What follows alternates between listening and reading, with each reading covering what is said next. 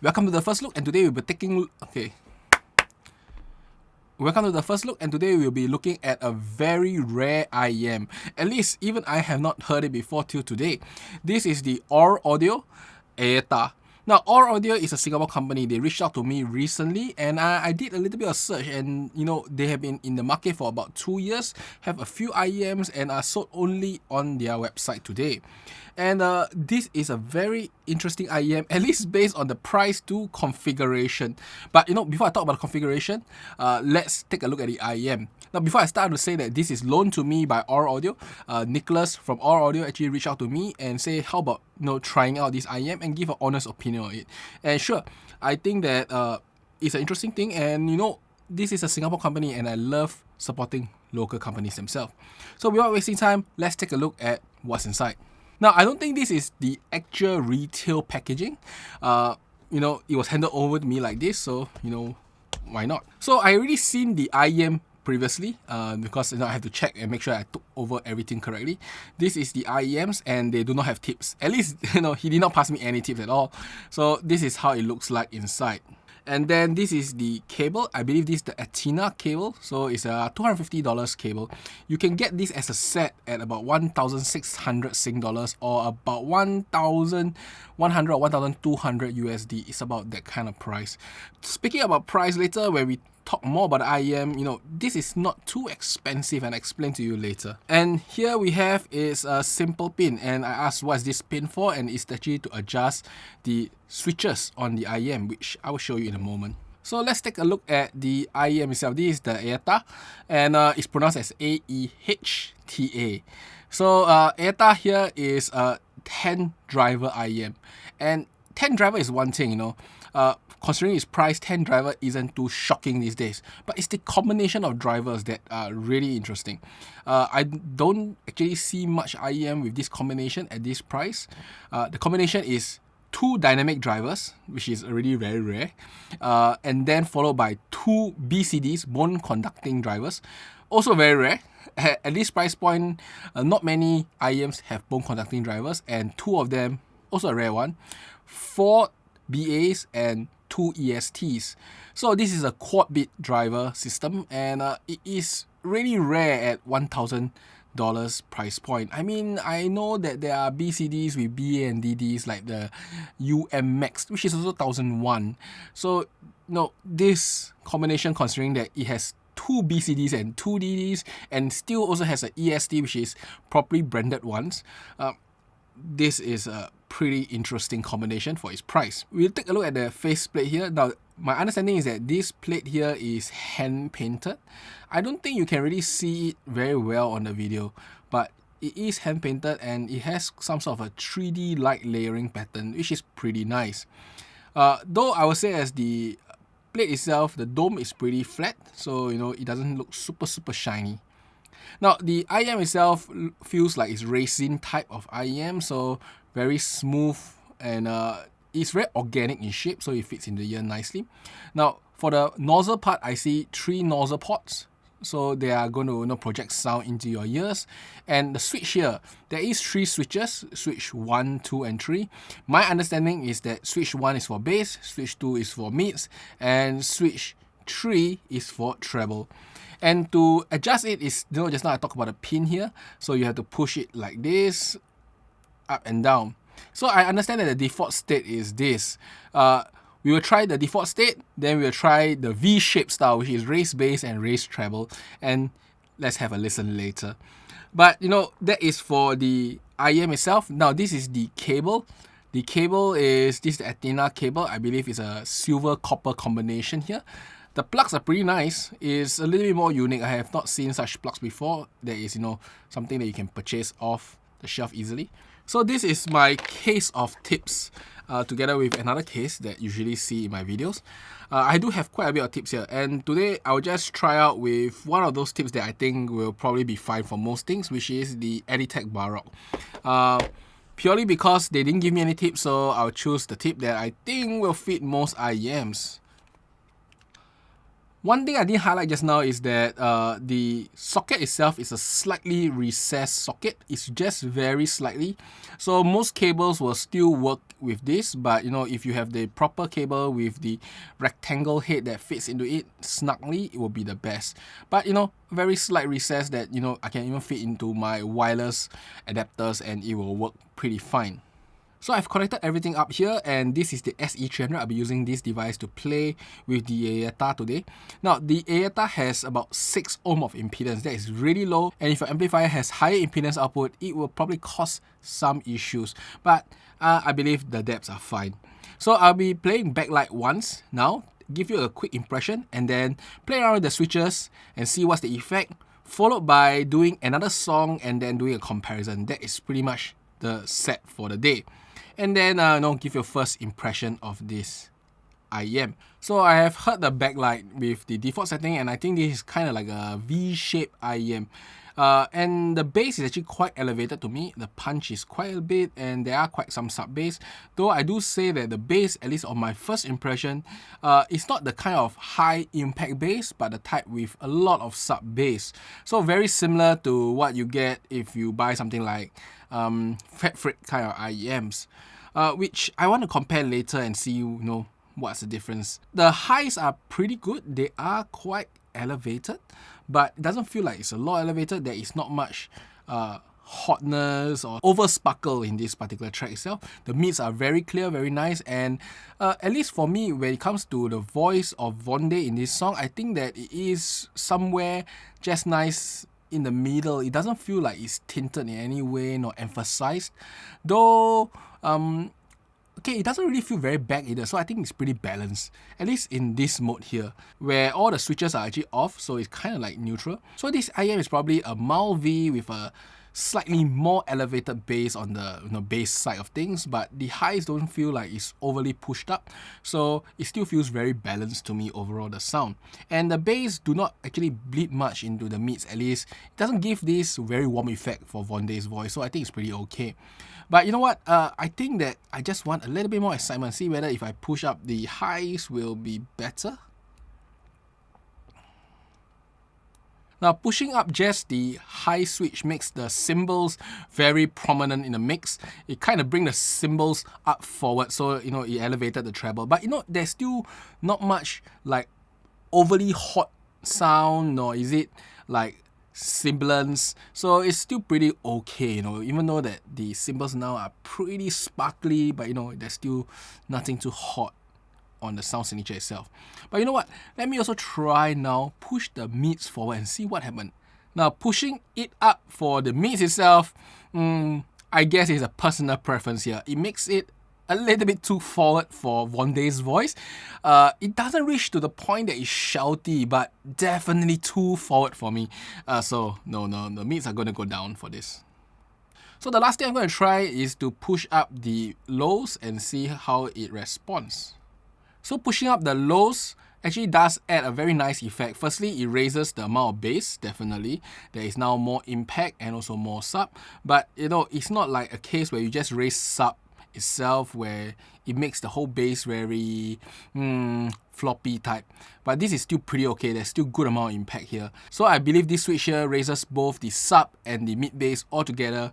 So you still have the impact and you still have that sub bass. Pretty nice, if you ask me. But it does also increase the body, which means some of the bass do go into the mix itself. Increases the amount of body, but it doesn't make it muddy or boomy, at least for Vonde's voice, which is a male vocals. So pretty much nice performance here. In fact, I do enjoy this V shape now. So this is V, and the original IEM, I also feel it's a little bit V. So now it's very V. But for this review itself, I will probably want to push the bass down because it gives I guess, pretty more normal sound. Because when I leave the bass up, it feels a bit like a Scarlett Mini now, which if you ask me, this is like a refined Scarlett Mini, but I don't think that's what I'm trying to compare today. So for the rest of the review, I'll be using this combination here: bass down, mids down, and treble up. So I will elevate the treble a little bit more so that it's a bit more sparkly on top, but still keep the rest of the signature itself. I'll be hearing this song here, I Know Akuruhi, and I'll give you my feedback thereafter. So Aino Akuruhi with this configuration sounds really nice. I mean, it does carry a little bit of the body, the smoothness, and the air in the sound, plus a little bit of the fragile feeling that I really love when rendered properly on Aino Akuruhi, especially the start. But when the power kicks in and then the bass kicks in, this IEM do have the bass. It doesn't like, mess up with my mids. The mids are still really clear. Then the whole vocals part has a very nice extension and air with the treble lift. And then all the instruments on the treble, which is the cymbals and stuff, are very nicely rendered with the strings in the higher frequencies too. Really nicely rendered and very smooth and extended up top. No harshness here, nothing that I can complain, no sibilance. I really like this IEM in this configuration for this song itself. Soundstage wise, I think it's more of the mid to mid-large soundstage. I have to verify later when comparing with another IEM. But for now, the impression is really good. So I'm going to try the next song first before I do a comparison. So with Ibarra this track, I think this IEM, at least with the treble switch up, has a little bit of sibilance. So Ibarra does have a high tendency to have a sibilance in the part of the sound. When I tried just now also to switch the treble off, there is still a small little touch of it. Now, it is non-intrusive, and if you ask me, I'd rather have the treble switch on because it does add that extra energy and air in the sound that is pretty nice. The slight sibilance is pretty much tolerable to me. It's still there, but tolerable. Other than that, I find that this IEM has good amount of energy for this song. The bass is very nice and punchy here. And then the vocals themselves, I do have to say that the vocals is a little bit back. So, even though this is a case where, I could raise the mid switch up, but that would bring the vocals too forward. But with the mid switch down, it feels a little bit back. For this particular track, I do prefer if the mids were just a bit forward so that it's more energetic here. But other than that, no complaints. The guitar was really nice. The cymbals were sparkly and good, but not too hot. Overall, I do enjoy this sound signature. And once again, it is something like a mid-sized soundstage to me. Something to compare later, right? So that is pretty much it for Ibarra. I do think that it's very nice. Clarity is good, separation is great. Everything was nice on this IEM for Ibarra itself. Now, I've heard this IEM for like 3 songs now. I think it's a pretty good IEM. I also spoke with the founder of this company itself, Nicholas, and he was saying that this IEM is on the better side. They are trying to really provide an affordable high-end solution. So I'm going to compare it with something that is higher priced than this, the U12T, and it's something that is also very common in the market. So give you a good understanding of where this IEM lie in comparison. Now in this mode, which is the treble lifted for the Aehta, I think the Aehta firstly has a bigger soundstage, so it is on the medium to large kind of soundstage. I would say A64 U12T is on the medium side. This is slightly larger in soundstage. In terms of clarity, because of its treble lift, it is more clear. It does have sibilance, as I said earlier. Because I'm using Ibarra again, because it's a very nice track, I love it. It does have sibilance for Ibarra in this track, while the U12T doesn't have. The U12T is a bit V-shaped, but at least for this track, it's quite tame on the sibilance part of things. And then when it comes to the bass itself, I think the bass on the Aehta is more punchy, more defined, while this one is a bit more like the subs, and overall it's more extended feeling. But you can always lift the bass on the Aehta to get that effect. What you cannot get, however, is the vocals, and I would say as the U12T vocals are, I would say as a little bit more forward and more powerful and energetic than the Aehta itself. The Aehta is like clean, extended. There's energy on the high side of things, but the main body itself of the vocals, I think the U12T pushes the main body up. Once again, by lifting the bass, you also get more body there. You can get very close, but there is still some difference in the rendition here. Now, lifting the mid switch is a no-go. To me, it's kind of weird there. But other than that, it's very comparable in this particular track. The only difference is sibilance, and of course there is some smaller difference here and there. But you know what? Let's hear one more track first before we end this comparison. So in the Wish from Mercury track, I would say as the Aehta has a more extended and a wider and bigger sound, that's for sure. The whole cymbals in this track and the various high instruments are really natural, very extended. I really like it. Still very smooth here. In addition to the treble, the next biggest difference is the bass part. The U12T itself has more sub-bass, but less impact, so less mid-bass itself.